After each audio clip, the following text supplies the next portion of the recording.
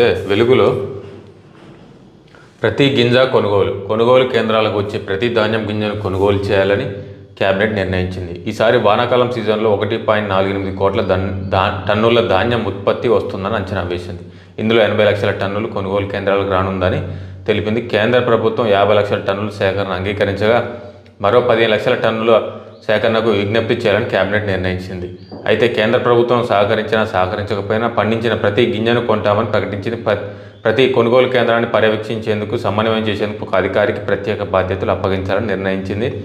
కొనుగోలు సెంటర్లను తనిఖీ చేయాలని కలెక్టర్లు, అదనపు కలెక్టర్లను ఆదేశించిందని అయితే మొత్తానికైతే ఇప్పుడు కల్లాల సీజన్, కోతల సీజన్ కాబట్టి ప్రతి రైతు కూడా అసలు మనం మార్కెట్లోకి తీసుకుపోతే 1800, 1900, 1950 మిల్లర్ల దగ్గర పోతే అక్కడ వ్యాపారస్తులు సిండికై రైతులు మోసం చేసేటువంటి ప్రయత్నం చేస్తున్నారు. కాబట్టి ప్రతి రైతు కూడా ఐకేపీ తమ గ్రామాల్లో ఉన్నటువంటి ఐకేపీ కేంద్రాల్లో, ఆ వడ్ల కల్లాల కేంద్రాలు, ప్రభుత్వం కొనుగోలు చేసేటువంటి కేంద్రాలు ఏవైతున్నాయో అక్కడనే రైతులు సన్నాలైనా దొడ్డు ఓడ్లైనా అమ్ముకొని 2369 బి గ్రేడ్ రకానికి, దొడ్డు ఓడ్లు అయితే 2389 ఏ గ్రేడ్ రకానికి, అదేవిధంగా సన్న ఓడ్లకు 500 రూపాయల బోనస్ కలిపి కొన్ని రకాల సన్నధాన్యాలకు ఆ విధంగా రైతులైతే ఎటువంటి కమిషన్ లేకుండా నేరుగా తమ అకౌంట్లకి జమ అవుతాయి. కాబట్టి రైతులైతే ప్రతి ఒక్కరు ఐకేపీ సెంటర్లు అమ్ముకోవాలని, అదేవిధంగా పత్తి కూడా సీసీఐ కొనుగోలు కేంద్రాలు కూడా ఈ దీపావళి తర్వాత కొనుగోలు చేసేటువంటి అవకాశం ఉంటుంది. కాబట్టి పత్తి అయినా మక్కలైనా ఏదైనా సరే గవర్నమెంట్కి అమ్ముకుంటే అంతో ఎంతో పైసో పరకో మిగిలేటువంటి రైతులకు అవకాశం ఉంటుంది.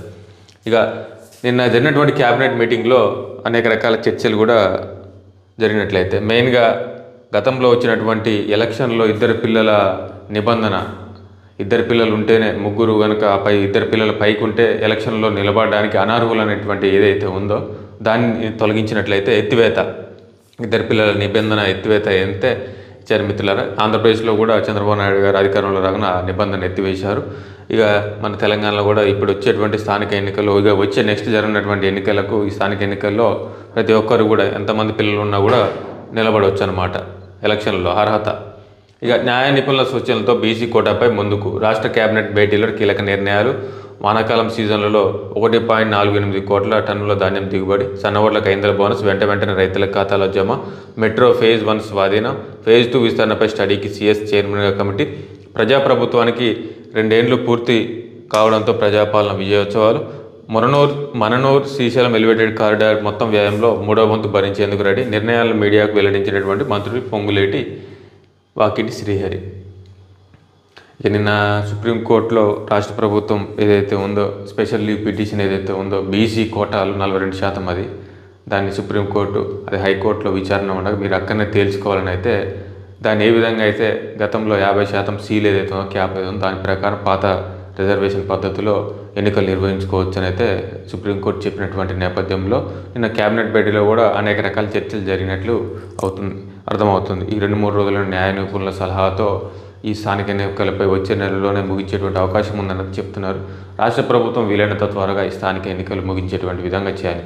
దాదాపు 2 సంవత్సరాలు కావస్తుంది ఈ ప్రత్యేక అధికారుల పాలనలో. గ్రామ సర్పంచ్ లేక, ఎంపీటీసీ, జడ్పీ చైర్మన్ లేక, అదేవిధంగా నెక్స్ట్ వచ్చేటువంటి సహకార ఎన్నికలు కావచ్చు, మున్సిపల్ ఎన్నికలు కావచ్చు, గ్రేటర్ హైదరాబాద్ ఎన్నికలు కావచ్చు, ప్రతి ఒక్కటి ఉంటాయి. కాబట్టి పూర్తి స్థాయిలో ఎన్నికలు జరిపి అక్కడ ఒక వ్యవస్థను, వాళ్ళ పాలన ఉంటే సజావుగా జరిగేటువంటి అవకాశం అయితే ఉంటుంది మిత్రులారా.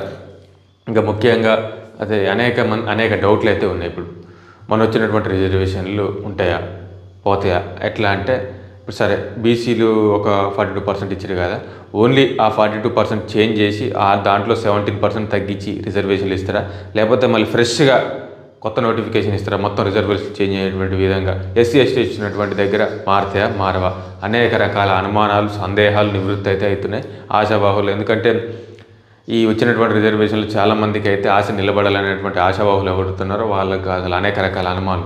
ఎన్నికలు జరుగుతాయా, జరగవా, ఈ రిజర్వేషన్లు ఉంటాయా, లేకపోతే కొత్త నోటిఫికేషన్ వస్తుందా, లేకపోతే గతంలో లాస్ట్ టైం ఉన్నటువంటి ఆ పాత రిజర్వేషన్లతోనే ఎన్నికలకు వెళ్తే అనేక రకాల అనుమానాలు అయితే నివృత్తి అయితే అవుతున్నాయి. చూడాలి మరి ప్రభుత్వం ఏ విధంగా ముందుకు వెళ్తుందని న్యాయ నిపుణుల సలహాతో. ఏది ఏమైనా సరే ఇక 50% లోపు రిజర్వేషన్ దాని తర్వాత దాని ప్రకారం ఇచ్చేటువంటి విధంగా అయితే దీంట్లో కూడా ఒక వార్తా కథనం అయితే మనం చూస్తూనే ఉన్నాం మిత్రులారా. ఇక కొత్త మెడికల్ కాలేజీలు చక్కగా లేవు, సరైన సౌలతులు సరిపడా ఫ్యాకల్టీ లేరు, దేశంలో సగానికి పైగా కళాశాలలో క్లాసులు జరుగుతలేవు, పేషెంట్లు తక్కువగా వస్తుండడంతో ప్రాక్టీస్ కూడా లేదు, federation of all India medical association సర్వేలో వెల్లడి. ఇక జూబ్లీ హిల్స్లో బోగస్ ఓట్లపై ఉత్తర్వులు అక్కర్లేదు, చర్యలు తీసుకుంటామని ఈసీ హామీ ఇచ్చింది. బీఆర్ఎస్ నేతలు కేటీఆర్, మాగంటి సునీత పిటిషన్పై విచారణ ముగింపు. ఫామ్ హౌస్లో రేవ్ పార్టీ, ఫిబ్రవరి 23 నుంచి ఇంటర్ పరీక్షలు, కాళేశ్వరం బ్యాక్ వాటర్ బాధితులకు పరిహారం, బీసీ కోటాపై హైకోర్టులోనే తేల్చుకొని పాత రిజర్వేషన్లతో ఎన్నికలకు వెళ్ళొచ్చనేది సుప్రీంకోర్టు తీర్పు. ఇక ఆశన్న సహా 170 మంది లొంగుబాటు, పోలీసులు ఎదుట సరెండర్, నేడు ఛత్తీస్గఢ్ సీఎంకు ఆయుధాల అప్పగింత, 2 రోజుల్లో 258 లొంగిపోయారంటూ అమిత్ షా ట్వీట్. 2026 మార్చి 31లోపు నక్సలిజాన్ని నిర్మూలిస్తామని ప్రకటన. ఏపీలో 13,429 కోట్లతో ప్రాజెక్టులు. నిన్న ప్రధానమంత్రి ఏపీలో పర్యటన. వాస్తవానికి ఏంటంటే అన్ని రాష్ట్రాలకు కూడా అభివృద్ధి నిధులు ఆయా జనాభా ప్రాతిపదికన కేటాయించేటువంటి విధంగా కేంద్ర ప్రభుత్వం కూడా ఉండాలి.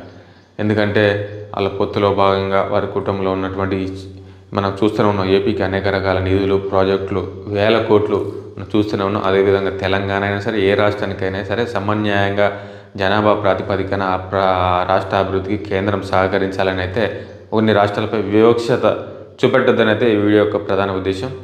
ముఖ్యంగా అన్ని రాష్ట్రాలకు సమన్యాయంగా అన్ని ప్రాజెక్టులైనా ఏదైనా సరే ఆ జనాభా ప్రాతిపదికన ఆ నిష్పత్తిని బట్టి కేంద్ర ప్రభుత్వం కేటాయించాలని అయితే ఏ పథకంలోనైనా సరే మనస్ఫూర్తిగా ప్రతి పౌరుడు కోరుకుంటేనే అదేవిధంగా దేశం సమన్యాయంగా అభివృద్ధి చెందేటువంటి అవకాశం ఉంటుంది, అన్ని రాష్ట్రాలు కూడా.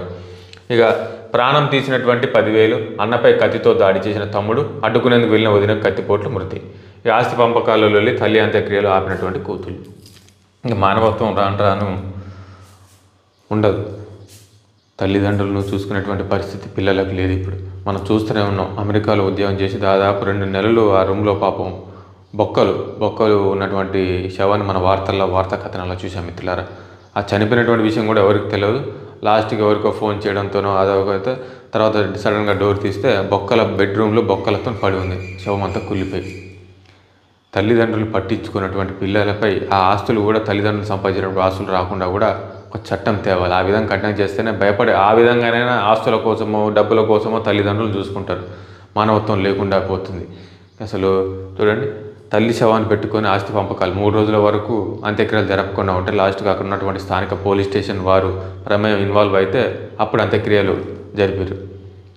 లేకపోతే ఒక్కొక్కసారి అయితే శవాన్ని 2 ముక్కలుగా నరుక్కుందామని ఒక అన్నదమ్ములు డిసైడ్ అయ్యారు. ఆ విధంగా డబ్బు ఒక మానవత్వాన్ని చంపేస్తుంది. మానవత్వ విలువలు లేకుండా పోతున్నాయి.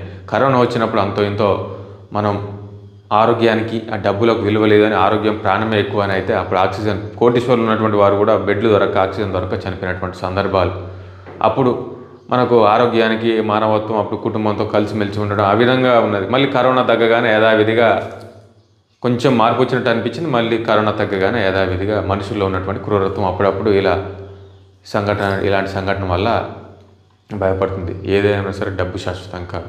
మానవత్వం, మంచితనం, అదేవిధంగా మనకు తోచినటువంటి విధంగా పలువురికి నలుగురికి పావులో పరొక మాట సాయమో ఆర్థిక సాయమో చేతనైన ఏదో ఒక సాయం చేసేటువంటి విధంగా దేశ అభివృద్ధిలో గ్రామ అభివృద్ధిలో మన పాత్ర కూడా ఎంతో కొంత ఉండేటువంటి విధంగా మన చేతనైన సాయం, అది ఏ సాయం అయినా సరే ఖచ్చితంగా వీలైనప్పుడు కుదిరినప్పుడు ఏదో ఒక సందర్భాన పక్క వారికి మేలు చేసేటువంటి విధంగా ప్రతి ఒక్కరు ఉంటేనే ఏదైనా సరే మనం ఎటువంటి సమస్యలైనా ఎటువంటి అభివృద్ధి అయినా మనం సాధించుకోగలుగుతాం, ఎటువంటి సమస్యలైనా పరిష్కరించుకోగలుగుతాం. ఇక వేరే వార్తాపత్రికలు కూడా మెయిన్ హెడ్లైన్స్ చదివేటువంటి ప్రయత్నం అయితే చేద్దాం.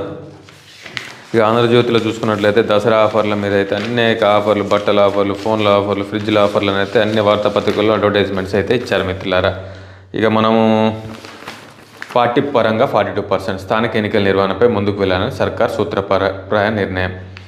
ఇక హైకోర్టులోనూ తేల్చుకోండి.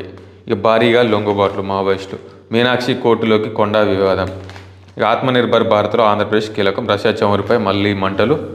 ముందు మనల్ని మనం కాపాడుకోవాలి, ఆ తర్వాత ఏం చేయాలో ఆలోచించవచ్చు, సహచరులు అర్థం చేసుకోవాలి, ఆశన్న లొంగిపోవాలని ఇతర మావోయిస్టులకు పిలుపు. ఇవి ఆంధ్రజ్యోతిలో. ఇక సాక్షిలో చూసుకున్నట్లయితే 50% మించొద్దు తేల్చి చెప్పినటువంటి సుప్రీంకోర్టు, 42% బీసీ కోటాపై రాష్ట్ర ప్రభుత్వం చుక్కెదురు, 2 పిల్లల నిబంధన ఎత్తివేత, నకిలీ మద్యం దందా వత్తాసుకే సాక్షికి వేధింపులు.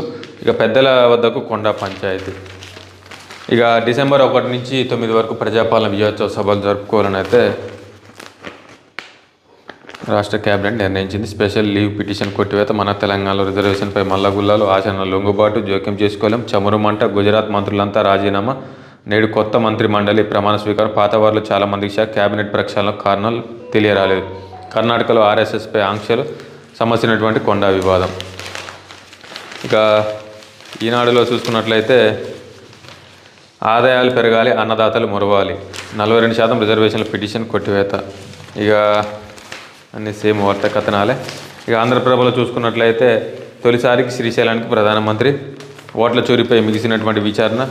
18న బీసీ బంద్. ఇక చివరి శ్వాసలో నక్సలిజం. హుస్సేన్ సాగర్ ప్రక్షాళన. CM breakfast. ప్రభుత్వ బడిలో చదివేటువంటి విద్యార్థులకు తమిళనాడు తరహాలో ఉదయం పూట అల్పాహార పథకానికి రాష్ట్ర ప్రభుత్వం సన్నాహాలు.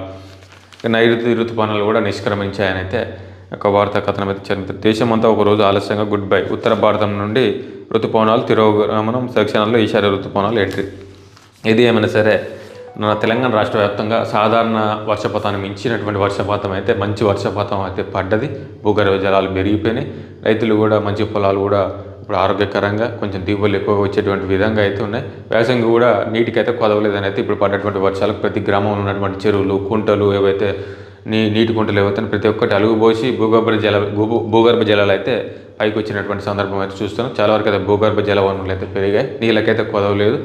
ఇక కొంచెం యూరియా షార్టేజ్ ఉన్నా కూడా త్వరలోనే ఆ ప్రభుత్వం కూడా దాన్ని కూడా ఆ కొరత రాకుండా ఉన్నటువంటి విధంగా మెయిన్గా ఇప్పుడు కళ్ళాల్లో వడ్ల కాంటాలు సక్రమంగా జరిపి ఆ రైతులకు ఎటువంటి ఇబ్బంది లేకుండా చర్యలు తీసుకొని వర్షాలు పడ్డప్పుడైనా అక్కడ ఉన్నటువంటి ఐకేపీ సెంటర్లో వారికే బాధ్యత అనేది చెప్పారు. వారికి పట్టాలు కల్పించేటువంటి విధంగా రాష్ట్ర ప్రభుత్వాలు చర్యలు తీసుకొని త్వరితగతిన కాంటాలు జరిపి త్వరితగతిన వారికి బిల్లులు పడేటువంటి విధంగా, వాటితో బోనస్ పడేటువంటి విధంగా చేసుకున్న తర్వాత ఈ రైతులు వేసంగి పొలాల్లో వేసేటువంటి వారికి యూరియా కొరత లేకుండా, నకిలీ విత్తనాలు రాకుండా రాష్ట్ర వ్యవసాయ శాఖ అయితే దృష్టి పెట్టాలని అయితే పత్తి కొనుగోలు కేంద్రాల్లో కూడా ఎటువంటి రైతులకు ఇబ్బంది కాకుండా, మొక్కలు కొనుగోలులో కూడా రైతులకు ఎటువంటి ఇబ్బంది కాకుండా రైతులు మేలు చేసేటువంటి విధంగా రాష్ట్ర వ్యవసాయ శాఖ దృష్టి పెట్టాలని మనస్ఫూర్తిగా కోరుకుంటూ మీ రాజబహదూర్.